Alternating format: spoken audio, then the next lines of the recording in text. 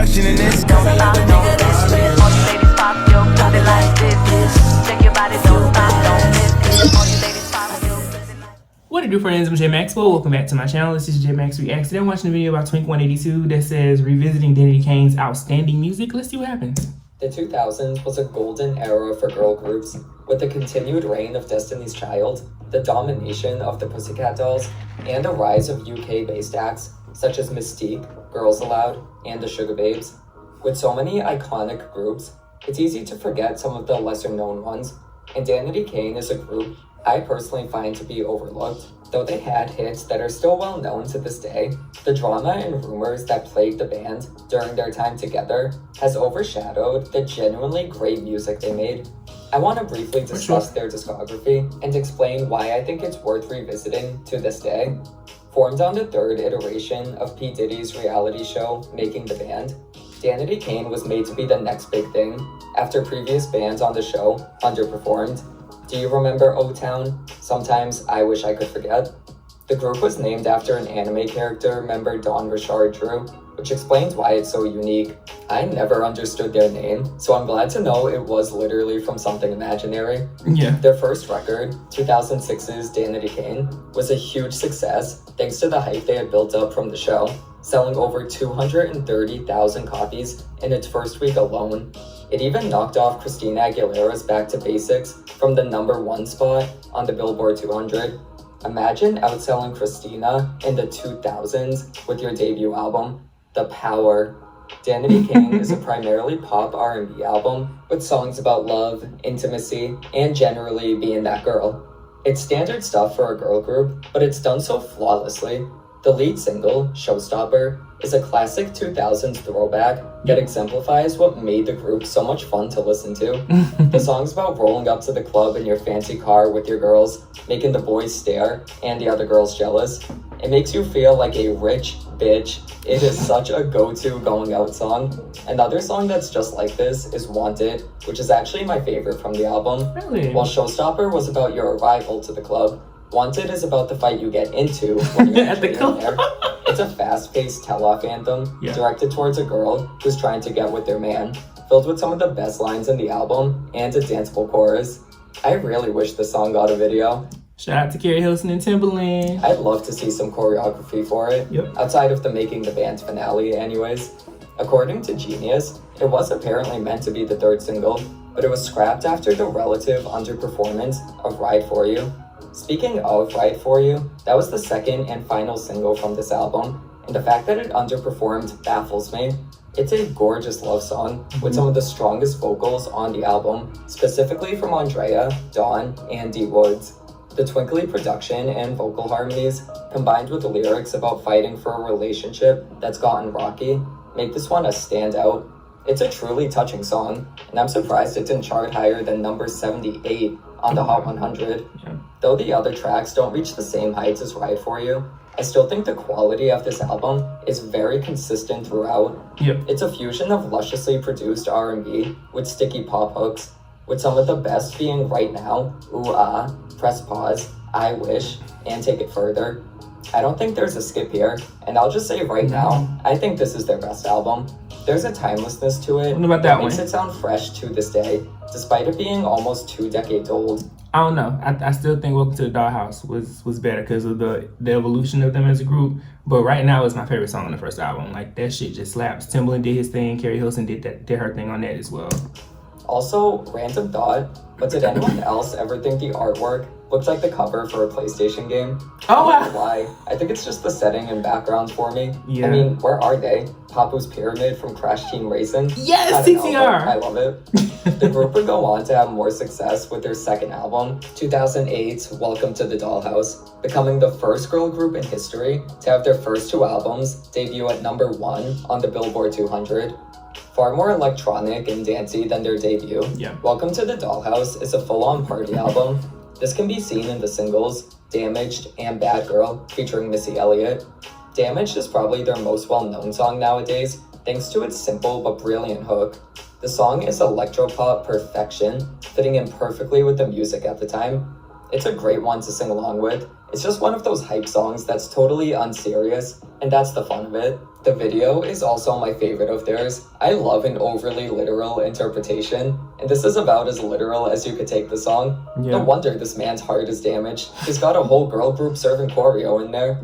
While Damaged was a huge hit, funny. the second single, Bad Girl, only managed to peak at number 10 on the Bubbling Under chart. Once again, society failed Danity Kane because this song is a banger. It's filled with so much energy, confidence, and of course a stellar verse as always from Missy Elliott. It sounds like the Pussycat Dolls' music from the time, and anything that reminds me of the Pussycat Dolls is an A+ in my book. Also, I love the immediate product placement in the first verse. Get that Maybelline sponsor, Aubrey. While I love both these singles, Welcome to the Dollhouse is once again a strong record throughout. It may not be as consistently great as their debut, but the highs are very high. I especially love Ecstasy with Rick Ross. This song is a journey filled with euphoric production and heavenly vocals. Yes. The song's poetry, and Is Anybody Listening, are similarly grand sounding. They're all stunningly beautiful showcases for their impressive voices. This is mostly an upbeat album though, and the girls were here to party. From the frantic energy of Pretty Boy, the sexiness of Striptease, and the kind of hilarious Two of You, this song cracks me up with some of its lyrics, especially the bridge. My name is Aubrey, and I'm so cold. My style is flashy, your style is old. Cause I'm fly as hell with the juicy humps. I don't want your man, cause I got enough. Fergie is shook. Welcome to the Dollhouse is full of let loose dance songs like this, and they all flow into each other surprisingly well. Yeah, they do. Well, aside from Ecstasy being followed by Two of You, that part gives me some whiplash.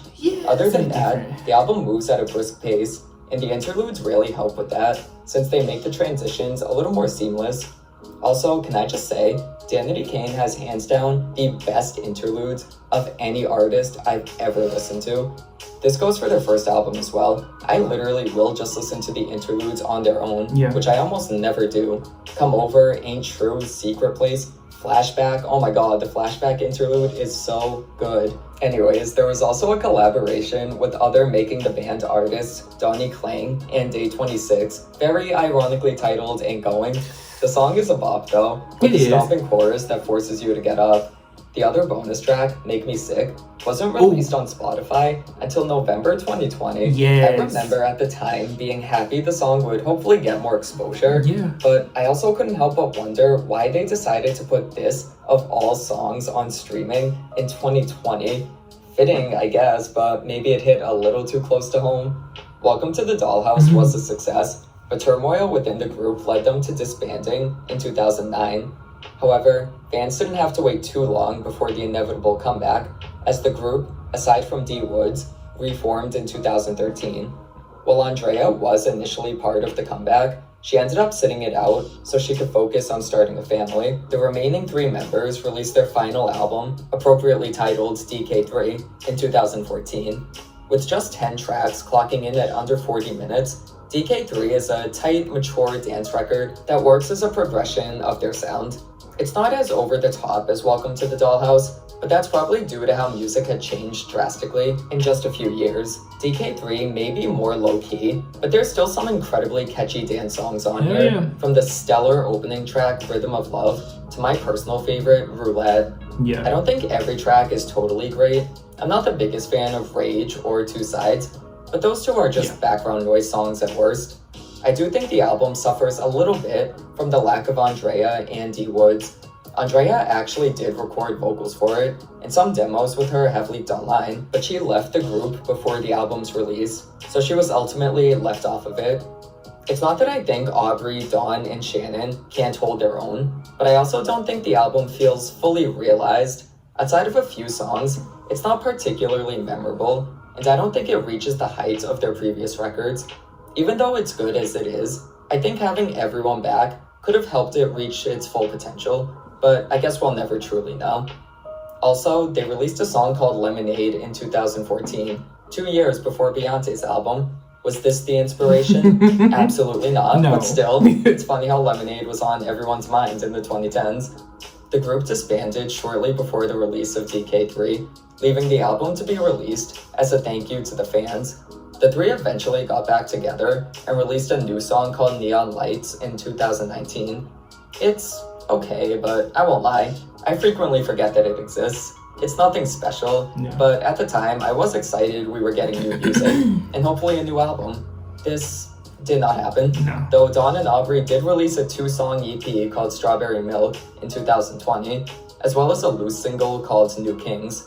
As of now, these songs are the last we've heard from the group, and it seems like a full reunion at this point is unlikely, given how the girls are either retired from music or have their own solo careers.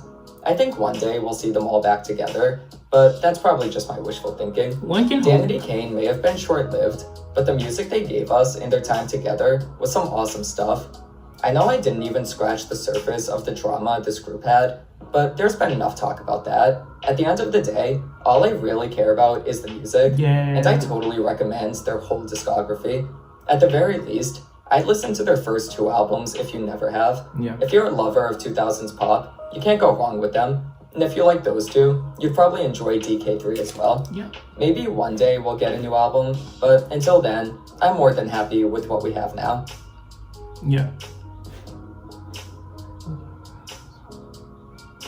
For sure. Okay. So I just wanted to see what he was gonna say about it. This is a group that I stand. Y'all know, like, I will fight you about DK. Outside of just DK, I will probably end you about Dawn Richard. That is one of my favorite artists to come out of the 2000s and made it, huge and do all these big things, and then go into the underground and just kill it. She's consistently killing it.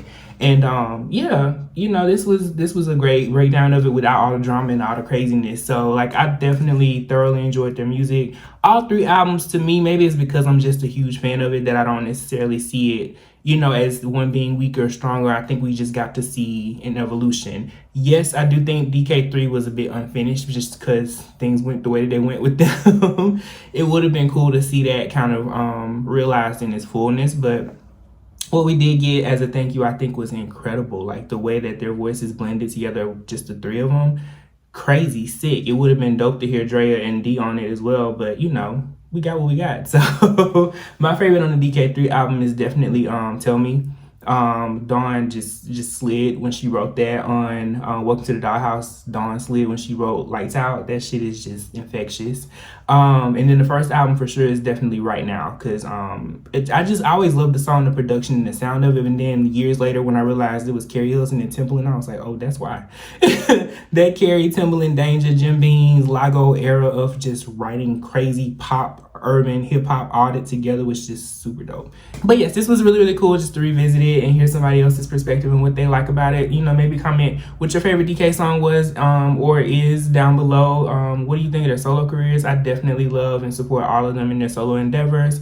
Have all their EPs and everything like that. It's super dope. But let me know your thoughts on it below. Comment, like, subscribe. Until next time. Peace.